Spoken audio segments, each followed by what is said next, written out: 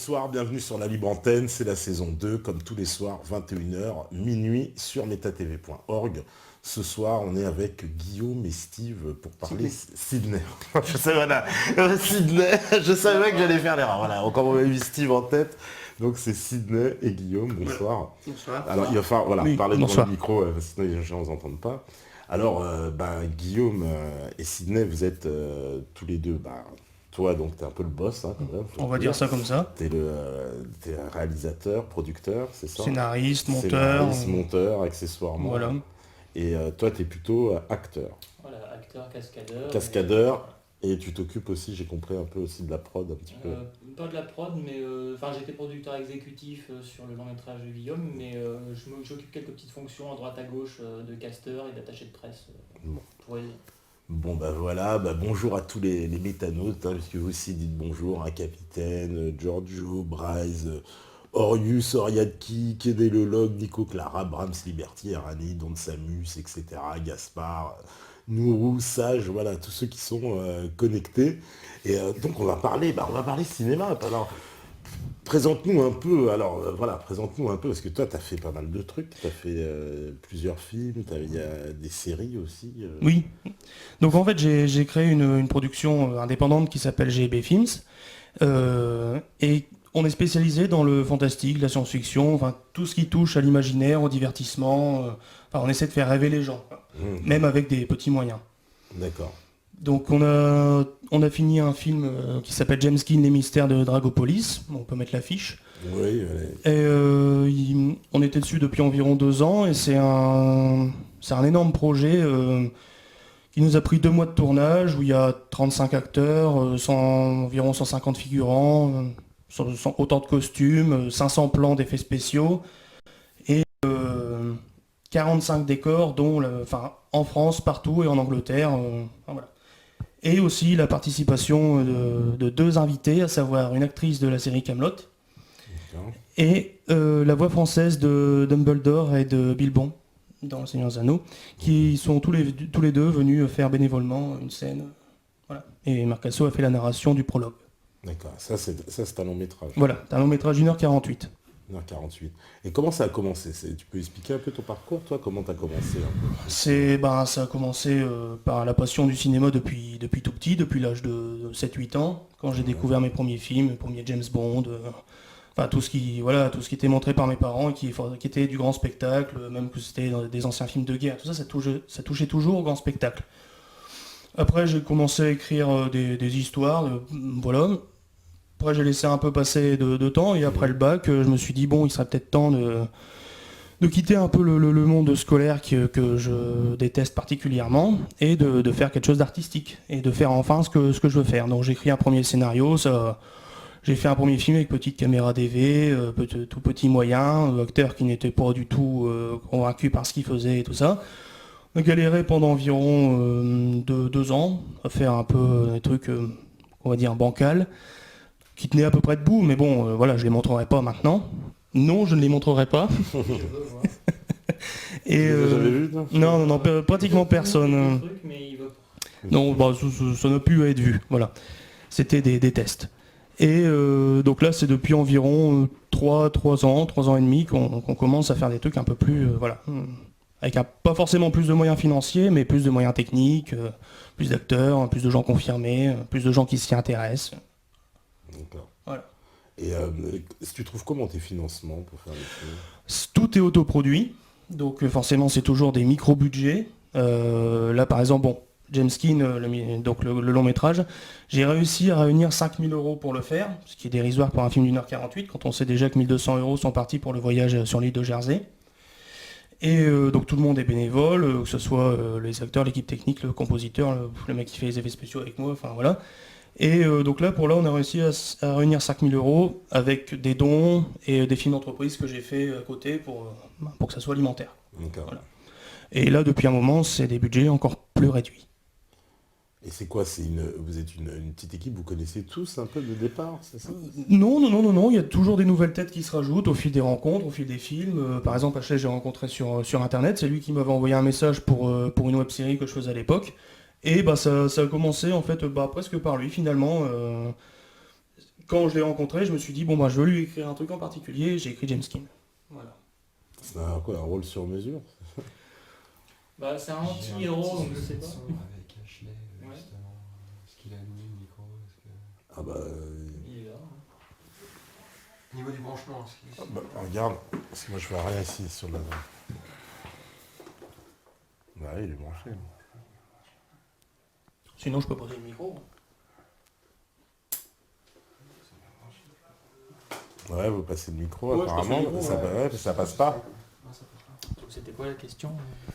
D'accord, ouais, c'était un rôle sur mesure un peu, alors... Je sais pas, parce que c'est un anti-héros comme tu me l'as décrit, donc je sais pas comment je dois le prendre. Je suis un anti-héros.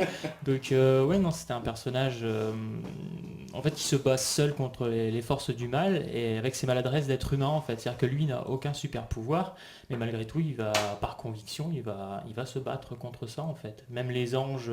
Parce que ça se passe entre 4 mondes, il y a des anges, tout ça. Les anges n'ont plus envie d'aider les êtres humains, puisque les êtres humains ne croient plus en eux. Et donc, voilà, moi je reprends un peu le flambeau, alors que je suis personne, quoi. Je suis un enquêteur qui a ses souffrances, qui a un passé assez compliqué et une grosse perte dans sa vie, puisqu'il perd un personnage très important dans sa vie. Et malgré ses propres blessures, bah, il va prendre un fardeau sur son dos, c'est-à-dire essayer de sauver les 4 mondes. Alors, oui, alors c'est toujours... alors, j'ai vu un peu, j'ai pas tout vu de ton œuvre, mais il y a toujours donc des personnages qui se battent comme ça, Oui, contre des ennemis, on va dire. Oui, c'est toujours des luttes contre des ennemis qui paraissent invincibles, mais finalement pas tant que ça, mais c'est toujours cette lutte du bien contre le mal finalement que je mets toujours dans mes films. Et je veux toujours aussi que ce soit des personnages, comme il dit, des anti-héros un peu, pas forcément anti-héros, mais pas le Bruce Willis en Marcel qui sauve le monde dans Armageddon. Bon, enfin non, dans Armageddon il n'est pas en Marcel, pour une fois. Mais voilà, Armageddon j'adore ce film, mais bon, c'est un peu entre guillemets cliché. Tandis qu'un personnage qui a ses faiblesses, qui a ses souffrances, voilà, et qui parvient à sauver l'univers, bon, c'est un peu plus, ça demande plus d'émotion, plus de travail au niveau de l'acteur, enfin voilà, c'est plus intéressant à développer, je trouve. Et alors pourquoi aussi le choix de titres en anglais? Alors les titres en anglais, c'est pas pour James Keen, c'est pour la série Heroes of the Dark que j'ai développée après, voilà. Bon. C'est venu un peu tout seul parce que tout au départ c'était prévu que chaque épisode soit un hommage à des films connus et comme la plupart des films étaient des films américains, je me suis dit bon, on va tester des titres en anglais et les titres en anglais rendent toujours un peu mieux. Forcément, je me voyais pas l'appeler par exemple pour un des épisodes Heroes of the Dark, la marche des morts ou la marche de la mort. Deadwalk, ça interpelle un peu plus. Ouais, mais on comprend... Enfin, il faut parler anglais. C'est des mots assez simples en général que je fais exprès d'utiliser justement, ou parfois des jeux de mots qui veulent strictement rien dire en français, comme parfois la plupart des titres des James Bond finalement. Et par exemple Dark of Magic, en français ça veut rien dire. Par contre à l'oreille je trouve que ça sonne bien. On comprend que Dark Magic, donc on se doute que ça va être un truc de magie noire ou tout ça. Par contre c'est intraduisible. Le côté sombre de la magie. Ouais, mais par exemple, tu dis magie noire en français, tu comprends tout de suite. Ouais. Oui, mais je trouvais qu'en anglais ça sonnait mieux. D'accord. Et comment est-ce que tu travailles toi pour l'élaboration du film? C'est-à-dire, donc tu fais ton scénario, après tu contactes les acteurs ou Parfois c'est même pas dans cet ordre-là, parce que parfois justement comme pour James Keen, j'ai écrit un scénario pour un acteur. Pour un acteur, voilà. Après, souvent, c'est pour ça que je ferai très rarement de casting, souvent j'écris les rôles pour des personnages que je vois ou je connais ou que je vois dans ce rôle-là. Par exemple, la narration de James Keen, quand je l'ai écrite, j'ai pensé à Marc Cassot, à sa voix de Dumbledore, à sa voix de Bilbon et des centaines d'autres doublages qu'il a fait. J'ai réussi à le contacter, il a accepté. S'il n'avait pas accepté, j'aurais changé le texte. Parce que les phrases étaient uniquement pour lui. Voilà, par exemple. Et pareil, si Ashley n'avait pas joué James Keen, je l'aurais peut-être pas costumé de cette façon-là, par exemple. Parfois, c'est une personne qui, entre guillemets, me tape dans l'œil, et je me dis, bon, cette personne-là, je veux écrire telle chose pour elle. Bon, c'est pas toujours comme ça, bien sûr. Après, on recherche d'autres personnes, voilà, je peux pas trouver tout de suite tout le monde. Et voilà, donc il y a le scénario. Ensuite, on essaie de récupérer un peu de sous. Ça, en général, ça va très vite. Voilà, puisqu'on n'en récupère pas. À part... à part quelques dons une fois de temps en temps. Et d'ailleurs, je remercie tous les donateurs qui nous ont aidés. Non, un peu plus, un tout petit peu plus quand même. 4 ? Bah, si t'en as 3 ou 4 avec 10 000 euros, ça suffit. Ah, si seulement.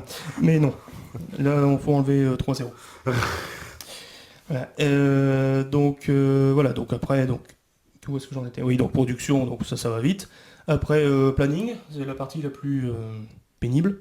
Autorisation de tournage, tout le bazar, forcément, puisque je fais tout seul. Donc c'est toi qui gères toute oui, la c'est partie moi qui- administrative du Bah oui, toutes les autorisations de tournage, c'est moi qui les demande.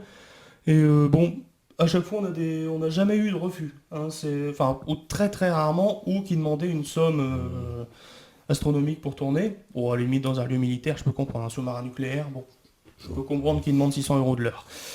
Mais bon, voilà, les autorisations de tournage, tout ça. L'île de Jersey, bon, j'en reviens toujours à elle, mais ils nous ont accueillis les bras ouverts. Ils étaient heureux qu'un film se passe sur leur île. Pourtant, ils ont une île magnifique. Je comprends pas qu'il n'y ait pas plus de films qui se passent là-dessus, d'ailleurs. Mais bon. Ils nous ont offert un guide pour la journée, payé le repas de midi, donné une lettre qui donnait accès à toute l'île pour la période du tournage, même les trucs payants et tout ça, enfin, l'accueil britannique. Et forcément, au niveau cinéma, ils sont un peu plus orientés, tout ce qui est fantastique, grand spectacle, tout ça. Bon, ici en France, j'ai eu les autorisations aussi, ils m'ont bien aidé, à Valenciennes, bloquer des rues et tout ça. Et ensuite, planning, tournage, qui parfois divisé en plusieurs parties ou pas. Par exemple, sur Heroes of the Dark Intrusion, on a tourné en 8 jours. Par contre, James King, ça s'est étalé un peu sur 2 ans. Parce qu'en plus, le scénario a un peu changé au milieu, j'ai enlevé des trucs. Comme c'est moi qui écris, je suis maître de mon scénario, donc je fais un peu ce que je veux avec, tant que je change pas, bien sûr, trop ce que les acteurs ont lu Et avant c'est d'accepter. toi après qui fais le montage. par Le derrière. montage et les effets spéciaux. Et les effets spéciaux Oui, aussi. aussi, oui. Mais t'as eu une formation pour ça Pas du tout. Non, Entièrement autodidacte. T'es entièrement autodidacte. Ouais. D'accord. Avec des tutoriaux sur internet, des bouquins, Ah ouais. et mes propres analyses de films aussi. De temps en temps, je me mets un film et je l'analyse image par image pour savoir pourquoi c'est réalisé de cette façon-là, pourquoi il y a cet angle-là particulier. Voilà. Donc t'es un cinéphile, on va dire, Oui. amateur de base. On est tous les deux cinéphiles de toute façon. Ouais. On a des références à peu près communes, C'est quoi d'ailleurs alors beaucoup. Mais mon réalisateur préféré, ça reste John Carpenter. Mhm. Donc il a fait Christine, Halloween, Prince et Ténèbres, et tout un tas de chefs-d'œuvre. Et en fait, parce qu'il arrive à toujours installer une atmosphère sombre, pesante, et c'est ça que j'aime bien installer dans mes films aussi. Ça reste des films à grand spectacle, mais il y a toujours cette atmosphère un peu lourde qui vient peser sur les personnages.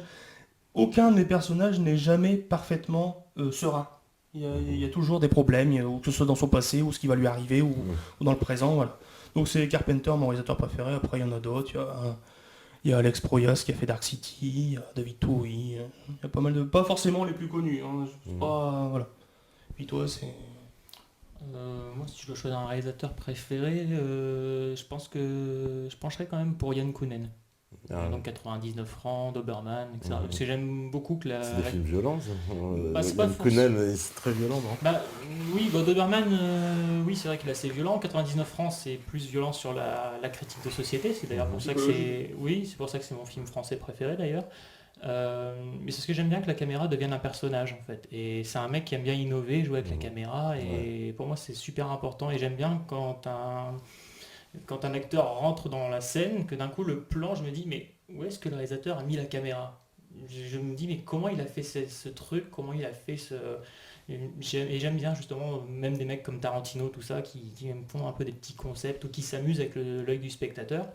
Donc parce que aussi je suis cinéphile et j'ai vu tellement de films que je peux me permettre de sortir un peu du film en me demandant techniquement ce qu'a fait le réalisateur, pourquoi il nous emmène là. Et j'aime bien les réalisateurs qui perturbent un peu avec leur caméra. Et en français, vous aimez quoi vous aimez pas le cinéma français mais si, dites-le. Le vrai cinéma français. Ah, alors explique-nous, c'est quoi le vrai, le vieux. L'ancien. Oui, voilà, c'est... Avant les années 80. 90. 90. Voilà.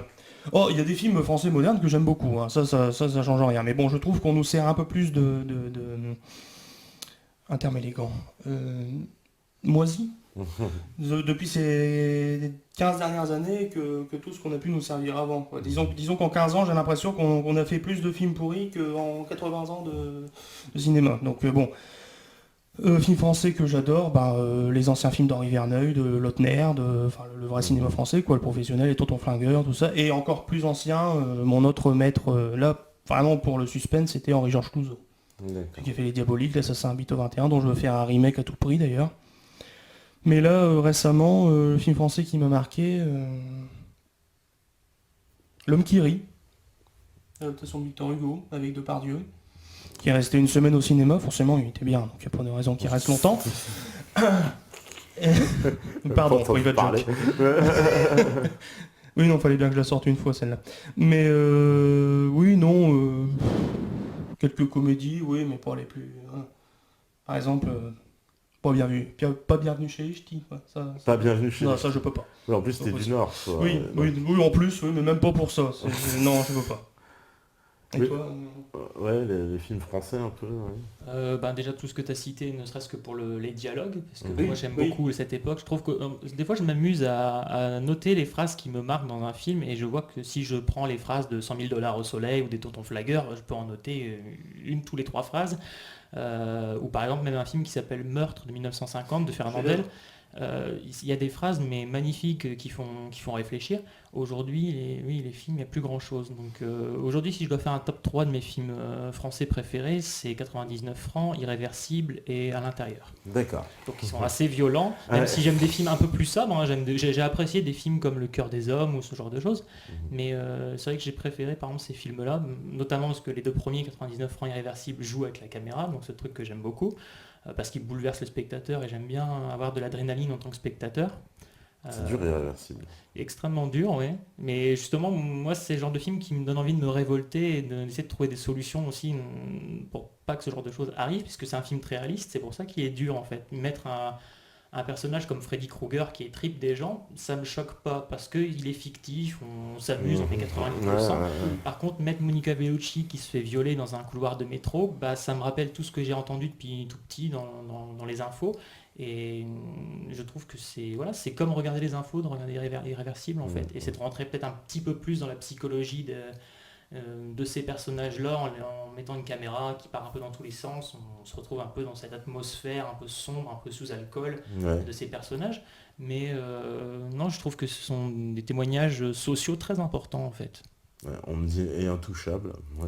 Je l'ai pas vu. Alors, je l'ai vu, alors je trouve que c'est un beau petit film, hein, et j'ai pas de critique spéciale, il y a une belle musique, mais par contre je trouve que le succès, je crois que c'est 12 millions d'entrées, je trouve que c'est un peu trop par rapport à... Voilà, on a dit que... Donc j'adore François Cluzet, on a dit qu'il avait fait une performance. Oui, il a une belle performance, mais c'est pas plus magistral que Dustin Hoffman qui fait un autiste 20 ans avant dans Rain Man ou autre chose. C'est une belle performance. Le César n'était peut-être pas mérité pour Omar Sy, que j'apprécie aussi beaucoup, mais j'ai pas vu une performance. J'ai vu Omar Sy, donc je me dis pourquoi un César? Je veux dire, pour moi, le César doit être donné à un acteur qu'on ne reconnaît pas dans le rôle qu'il incarne en fait. Donc oui, je l'ai pas encore vu. Mais oui, non, mais bon, mais par contre, j'ai rien contre le film Intouchable. C'est un beau petit film. Il en faut aussi. Il faut des films simples comme ça, un peu parfois. Qui donne un peu de fraîcheur au spectateur. J'ai aimé Amélie Poulain même pour dire. Donc, On me parle des films de Jean-Pierre Jeunet, là, tu vois, on me dit les films de Jeunet sont pas mal. J'aime beaucoup Jean-Pierre Jeunet, donc c'est toujours c'est un mec, même Alien Résurrection qui se fait souvent, Alien, ouais, le fameux qui se Alien fait- 4 ouais. qu'il a réalisé. Ouais. qui se fait souvent défoncer par la critique un peu partout dans le monde, que j'apprécie aussi. Donc, Ah bon, il se fait défoncer pourquoi? j'ai souvent vu que c'était considéré comme un mauvais alien en fait. Comment ça, le meilleur, je trouve. Oui, moi d'ailleurs, la première fois que je l'ai vu, j'étais assez jeune, c'était mon préféré. Non, j'ai beaucoup aimé, mais que ce soit les critiques moi je lis beaucoup depuis tout petit, tout ce qui est un peu Mad Movies, tout ça. Les critiques sont assez sévères avec Alien Résurrection, toujours considéré comme le plus mauvais de la saga. Ah, c'est bizarre, bon. Oui. Et justement, j'imagine que vous êtes sensible alors à tous les films Matrix, etc. Tout ça, ça vous plaît, non? Cette science-fiction-là ou... Oui, Matrix, oui, c'est pas mon film de science-fiction préféré du tout. Au niveau design et tout ça, étant donné qu'on les a comparés quand ils sont sortis, j'ai préféré Minority Report par exemple. Mhm. Mais oui, non, Matrix sans plus. Oui, quelques innovations. Enfin, non, j'allais dire quelques innovations, mais non, on dit toujours que Matrix a inventé le bullet time alors que c'est la malédiction en 79, 78, 76, voilà. Oui, non, bah après il y a des très belles scènes, hein, les effets sont très bien. Je me suis repassé le. Bon, après, moi aussi quand je regarde Matrix, par contre, c'est pas pour le scénario. Le scénario m'intéresse pas des masses, c'est pour le visuel. Et donc le Revolutions, j'adore, surtout quand j'ai vu les bonus et que tout était fait avec des maquettes et tout ça. Bon, c'est vachement intéressant visuellement. Après, oui, oui, oui. Après le film en lui-même, non, c'est pas mon film préféré au niveau science-fiction. Non, au niveau science-fiction, mon préféré, il y en a plusieurs sur différents types en fait. Tout le monde pourrait s'attendre à ce que je dise Star Wars, mais non, même si les anciens j'adore. Non, moi ça s'orienterait plus du côté de Starship Troopers, Stargate, les Chroniques de Riddick, que certainement beaucoup de gens vont pas comprendre pourquoi j'adore ce film, étant donné qu'il s'est fait défoncer comme c'est pas permis. Mais voilà, toute la saga Riddick, ouais, Starship, Stargate, tous ces films un peu, où toujours il y a du sombre. Il y a du son. Mais t'aimes bien le côté, alors, un peu, j'ai envie de dire, série Z, un peu, non? Qu'est-ce que t'appelles la série Z exactement? C'est-à-dire que pour moi, Starship Trooper, par exemple, justement, c'est un peu science-fiction, mais comment dire, c'est pas du niveau Guerre des Étoiles, quoi. C'est un peu. Par contre, personnellement, je préfère les effets spéciaux de Starship Troopers à ceux de la Guerre des Étoiles, par contre. Ah ouais. Surtout au niveau du largage des vaisseaux sur la planète où ils sont tous dégommés par les trucs de plasma, là. Oui, même au niveau de la 3D, pour l'époque où ça a été fait, c'était quoi, genre 2 ans après Jurassic Park, Starship Troopers, quelque chose comme ça? Ouais, non, 4 ans. Ouais. Oui, non, franchement, les effets de Starship, et puis surtout le propos, quoi, la critique, du truc militaire, engagez-vous et tout ça, les fausses pubs qui arrivent sans arrêt pour perturber le spectateur et tout ça. Puis voilà, le fait aussi que beaucoup de personnages qu'on aime bien en prennent plein la tronche, alors que finalement Star Wars c'est très bien, j'adore Star Wars, surtout les anciens, mais tout finit bien dans le meilleur des mondes, quoi.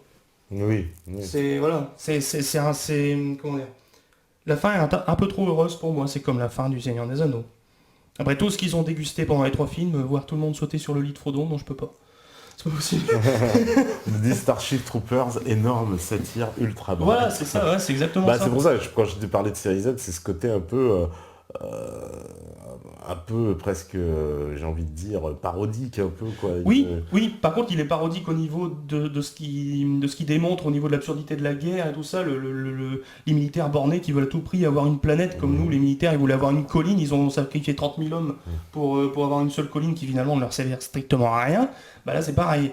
Mais par contre tout le reste du film est pas parodique comme peut l'être par exemple Galaxy Quest, où là c'est entièrement du parodique de A à Z, quoi.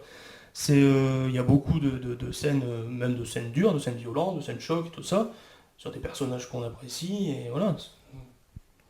Alors on me dit le Scary Movie de la SF, ouais. Oui, on peut dire ça comme ça. On peut voir ça comme ça, ouais. Je vois quelqu'un qui a bon goût, là, l'Antre de la Folie, le Prince des Ténèbres. Ouais, l'Antre de la Folie, le Prince des Ténèbres. Il y a quelqu'un qui aime bien Carpenter. Là. Ouais. J'ai payé un verre, moi. Et série Z, pas dans le poisson pas frais, oui, possible. Ça, c'est une private joke. Mort de rire. Comment dire? Oui, justement, le film, donc vous aimez bien le cinéma américain, vous m'avez dit, c'est vos références. Est-ce que vous ne pensez pas justement quand même que tous ces gros blockbusters américains, in fine, il n'y a pas quand même un espèce allez, j'ai envie de dire, de détournement du spectateur, puisque il y a une idéologie derrière. Est-ce que vous la voyez, vous, l'idéologie derrière le cinéma américain? Bon, moi, quand je vais voir un blockbuster au cinéma, c'est simplement pour déposer mon cerveau à l'entrée et m'éclater les yeux devant quelque chose. Bon, alors, par contre, après, il faut forcément qu'il soit, qu'il y ait un minimum de qualité scénaristique. Hein. Par exemple, je sais pas, je vais dire une connerie, le choc des Titans, par exemple. Bon, quand j'étais voir le choc des Titans, d'accord, j'ai déposé mon cerveau, mais il fallait vraiment que je dépose mon cerveau, parce qu'il n'y a rien dans le choc des Titans, même pas de jeu d'acteur, c'est totalement plat. Liam Neeson et Ralph Fiennes qui se demandent ce qu'ils foutent là, enfin voilà, Par contre, blockbuster récent, Les Gardiens de la Galaxie, par exemple, beaucoup plus intelligent, j'ai trouvé. Bon, même si ça reste un film de super-héros, voilà, avec un scénario quand même relativement mince de science-fiction. Il y avait beaucoup plus d'originalité, beaucoup plus de... Voilà, Choc des Titans, et en plus la colère des Titans encore pire, il y a rien. Et même Transformers, que j'aime beaucoup, là j'étais voir le 4, bon ben voilà quoi. On sent l'essoufflement, on sent le... Voilà, Pirates des Caraïbes 4, pareil. Depuis quelques années, les blockbusters, ils baissent en qualité, et j'avoue, même moi qui suis friand de blockbusters, j'en ai un peu marre d'aller les voir au cinéma, quoi. Tout le temps le même. C'est tout le temps le même. On me dit le Choc des Titans, le premier est bien. À l'ancien, oui, celui des années 80, oui, oui, celui-là, oui. Non, moi je parle de la purge de Louis Leterrier, là, le truc qui ressemble à rien, là. Qu'est-ce qu'il dit? Il y a Mouloud Achour. Il y a Mouloud Achour dans le Choc des Titans. C'est bon, qui c'est ça? Tu connais pas Mouloud Achour? Bah non. Un animateur de Canal+. Non, c'est vrai. Qu'est-ce qu'il fait dans le Choc des Titans, là, Bah, ça doit être un troll, à mon avis. Ouais, voilà, il y a Brasil de Terry Gilliam, on me dit, moi j'adore Brasil. Je l'ai pas vu, moi. Non, j'avais beaucoup aimé Brasil. D'ailleurs, j'adore Terry Gilliam aussi, Voilà. même si c'est très particulier. Encore un réalisateur qui fait des choses un peu bizarres. Ouais. Mais du coup, c'est pas trop ta cam. Pas plus que ça pour l'instant. C'est très intéressant Ouais. visuellement, par contre, j'ai beaucoup de mal à rentrer dans son univers. J'aime bien. Voilà, il propose toujours un univers assez nouveau. Pourtant, c'est marrant parce que tu vois, moi j'aurais fait le lien entre ce que j'ai vu de toi et par exemple à Terry Gilliam. Parce Ah ouais que, ouais, parce que j'ai senti un esprit. C'est un compliment en tout cas. Bah écoute, j'ai senti un esprit complètement décalé, quoi. Complètement. Oui, oui, ça C'est pour ça que je parlais de série Z tout à l'heure, parce que même dans tes personnages, ils sont. Il y en a, alors moi ce que j'ai vu dans Heroes of the Dark en tout cas, il y a un côté complètement décalé du personnage, quoi. Un peu.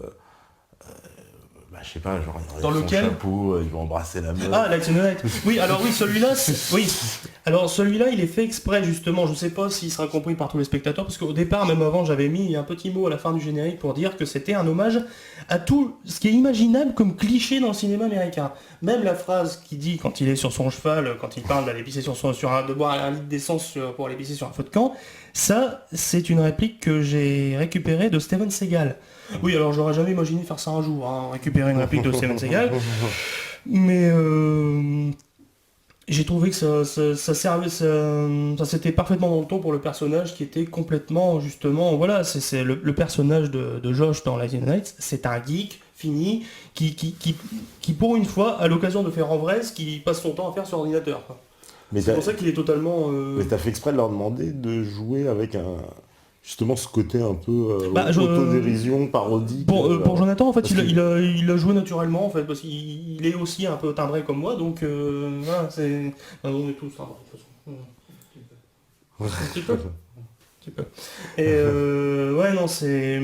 Quand il y a eu le scénario, qu'il a vu les répliques, il s'est dit, bah oui, ça, je peux pas le jouer en sérieux, c'est pas possible. Si je le joue en sérieux, ça va être ridicule. Donc il fallait le second degré. Comme dans Stardust, par exemple, c'est un film que j'aime beaucoup, c'est l'Heroic Fantasy version second degré. Alors, quand on va le voir et qu'on se dit, on va voir un film de fantasy comme Le Seigneur des Anneaux, on n'aime pas. Ça c'est sûr, c'est forcément, entre le prince charmant qui se tape contre la roulotte et tout ça, c'est parodique, mais par contre, ça mélange le côté sérieux avec le côté second degré, justement. On me dit New York 97 et la suite Los Angeles 2013, deux grands films de Qui font partie de mes préférés. Donc, toi, c'est notre place, forcément, Snake forcément. Plissken, voilà, c'est un... Voilà. John Carpenter, le seul à faire ses BO. Ah oui. Oui, pas sur tous ses films, mais sur 90% de ses films, ouais. Et vous, non, alors moi, malheureusement, j'ai aucune notion de... Enfin, j'ai aucune connaissance en truc musical. Bon, lui non plus, d'après ce qu'il a dit, hein, il a juste aligné 3 notes sur son synthé. Je l'ai fait pour Light in the Night, justement, en lui rendant hommage sur le thème de... C'était quoi? C'était Fog ou Halloween? C'était Halloween, je crois.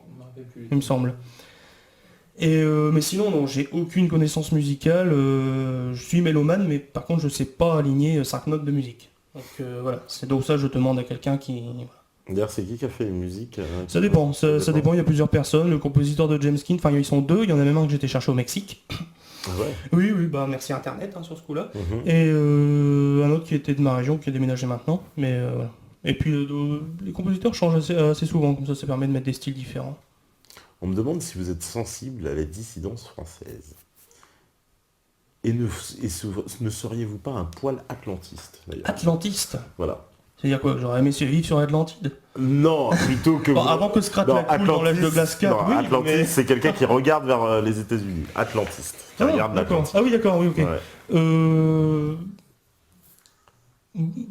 Oui, non. Si la question c'est de vouloir aller aux États-Unis, non. La réponse est pour moi, non. Parce que j'aime pas le côté pognon qui développe sans arrêt, tout ça. Je préfère l'Angleterre ou l'Allemagne. Ils sont beaucoup plus ouverts déjà aux trucs indépendants. Voilà. Les États-Unis, il y a toujours cette notion d'argent, de super gros budget et tout ça, que je crois que je vais pas aimer. Par contre, en Angleterre, en Allemagne, on a un peu plus son mot à dire, je crois. Par contre, toi. Oui, par contre, moi un peu plus. Ouais. Donc, bon, je vois tous les défauts de l'Amérique, hein, je suis pas aveugle non plus, mais c'est vrai que depuis tout petit, moi, je me suis évadé dans le cinéma parce que c'est le rêve. Et quel meilleur pays que l'Amérique pour le rêve, quoi. C'est bien sûr une image qu'ils mettent en avant, mais j'apprécie beaucoup qu'ils mettent cette image-là en avant. Quand je regarde le box-office américain, leur plus gros succès, là, par exemple le top 13 en ce moment, c'est James Bond, Batman, tout ça. Enfin, c'est que des héros avec des valeurs, avec des principes, avec une morale, avec le but c'est de sauver le monde. Quand on regarde le box-office français, nous c'est bienvenu chez les ch'tis, c'est-à-dire... Ouais, mais est-ce que c'est pas un peu... j'ai envie de dire simplifié, parce qu'à chaque fois, d'accord, c'est des héros, c'est vrai qu'ils veulent sauver le monde, mais est-ce qu'ils ne sont pas les vecteurs quand même de l'idéologie américaine, c'est-à-dire le néolibéralisme, le capitalisme, l'argent roi. C'est fait pour rêver avant tout, de toute façon. Après, un film, on peut en tirer aussi... Enfin, je veux dire, un film a toujours plusieurs messages, plusieurs symboles. On peut en garder certains et en rejeter d'autres. Je veux dire, voilà, après, c'est aussi au spectateur d'être d'être quelqu'un d'intelligent et de ne pas emmagasiner tout ce que le film lui projette, quoi. Dire, par exemple, j'adore le film La Passion du Christ, pourtant je suis contre les religions. Ça ne m'empêche pas de savourer le film et d'apprécier le travail et de même le temps. Ah bah les religieux n'ont pas apprécié celui-là. Pour le coup, j'ai envie de te dire, les religieux n'ont pas aimé. Mais le film est magnifique, par contre. Mais ce qui est marrant justement, c'est que les religieux n'ont pas aimé, et moi qui n'aime pas la religion, c'est la première fois de ma vie où j'ai éprouvé de l'empathie et où j'ai eu de l'émotion pour le personnage de Jésus, en me disant, bon, en admettant qu'il existait, bah, sa souffrance, je l'ai partagée pendant 2 heures de film, quoi. Il est tellement bien joué aussi, il est tellement bien dirigé que, enfin, je vois pas comment les religions n'ont pas pu aimer ce film-là. Enfin. Bah le message. Et le message, c'était quoi? Le message, il a fait que dire ce qui, selon les écrits, enfin voilà. Ouais, il a arrangé à sa sauce, parce qu'il y a une scène, à un moment donné, on le voit, ouais. Marie-Madeleine, qu'on suppose avec un enfant dans les bras, donc qui serait l'enfant de Jésus. Pourquoi pas, après, hein, le David Chicot a fait pire au niveau... Ouais, d'accord, sauf que là, il se présente avec un enfant... Parce qu'enterrer Marie-Madeleine sous la pyramide du Louvre, faut quand même le faire. Hein. Non mais, moi, je trouve l'histoire de David Chicot plus réaliste. Mais, à un moment donné, quand même, une scène qui est assez choquante dans La Passion du Christ, où justement là, vers la fin, on voit donc Jésus, qui est mourant, qui regarde Marie-Madeleine, puis qui a un enfant, et cet enfant, il a une tête, je sais pas, d'antéchrist, je sais pas ce qu'on Je me rappelle plus sa tête. Tu te rappelles plus ce passage? Elle a l'enfant, et puis il y a l'enfant qui se retourne, et puis on aperçoit la tête de l'enfant, et là, c'est absolument pas un bébé normal ou un enfant normal, il a une tête... Je me rappelle plus de ce plan-là, honnêtement. Je me rappelle du plan, mais le personnage, c'est pas Marie-Madeleine, c'est Satan. Il est au générique, on voit que ce personnage en fait, qui tient le bébé, c'est Satan, normalement. C'est au générique. Oui, c'est le personnage chauve qu'on voit apparaître de temps en temps. Oui, c'est Satan, au générique, c'est écrit. Il n'est pas identifié identifié dans le film, mais en fait, au générique, on le voit, en fait, ce personnage-là, c'est Satan, en fait. D'accord. Qui souhaiterait d'une femme chauve. Bah dans ce cas-là, c'est encore pire, alors. Il a voulu nous faire un message, donc Satan a eu un enfant avec le Christ, enfin je sais pas. C'est peut-être un enfant, on sait pas. Finalement, il y a plein de choses qu'on sait pas dans... Qui nous échappe aussi. Oui, voilà, c'est... Bah, c'est-à-dire que, en fait, moi quand je dis ça, c'est pour ça que je comprends en tout cas qu'il y a eu des... On s'est demandé qu'est-ce qu'il a voulu dire, mais Gibson. Bah, moi j'ai juste vu que c'était un film très bien réalisé, extrêmement bien joué, et qui m'a foutu les larmes aux yeux, justement, par ça, quoi. Par le jeu, par les plans de caméra, la musique. J'ai pas cherché plus loin, honnêtement. J'ai pas cherché un film... C'est pas ça la force des Américains dans le cinéma, c'est-à-dire d'avoir j'ai envie de dire, un emballage que personne peut rivaliser. Bah, au moins, il y en a pour tous les goûts. Mais quand on va chercher le fond de la chose... Parce que il y en a pour tous les goûts, au moins un spectateur qui ne veut voir qu'un spectacle visuel bah il l'a, et celui qui veut voir un message, bah du coup il l'a aussi. Tandis qu'en France, on a ni le message, ni le spectacle visuel. Enfin, on l'a plus. On l'a plus, voilà. Oui, je parle maintenant. Je parle... qu'est-ce qu'on a fait au bon Dieu avec les Ouais, parce bon, je que l'ai pas vu. en France, alors là, on va faire le lien parce que, allez, cinéma français, cinéma américain, parce que de toute façon, on va jongler des deux côtés de l'Atlantique, hein, Voilà. comme ça. Et alors en France, qu'est-ce que vous pensez de toutes ces séries de films, j'ai envie de dire, que j'appellerais communautaires, comme Mohamed Dubois, c'est quoi Jambon, Beurre sur la ville, Neuilly sa mère. Bah je me dis que si c'est pour regarder ça, on doit regarder les infos. Je les ai pas vus, j'en ai vu aucun, j'ai vu que les bandes annonces. Ça m'a largement suffi. Hein. J'ai vu les bandes annonces de Beurre sur la ville et Neuilly sa mère. Beurre sur la ville, je voudrais quand même le voir parce qu'il paraît qu'il y a une caisse de Jean-Claude Van Damme. Voilà, Ouais. c'est juste pour ça. Voilà. Non, ce genre de film-là, le film social d'une manière générale, m'intéresse pas du tout. Et vraiment pas du tout.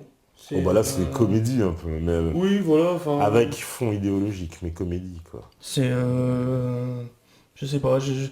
Et puis, il n'y a pas moyen, hein, quand je vois une bande-annonce d'un film français, je passe toujours une plombe à essayer de décrypter ce qu'ils disent déjà. Parce que, alors, je sais pas, il y a deux solutions possibles. Ou c'est les acteurs qui savent particulier, ou les preneurs de son qui sont bourrés. Mais là, il n'y a pas longtemps, j'ai regardé la bande-annonce de Colt 45 avec Gérard Lanvin, pourtant que j'adore, et Joe Star. Bah, les 45 premières secondes de la bande-annonce, je te l'ai montré d'ailleurs, on dirait qu'ils parlent une autre langue.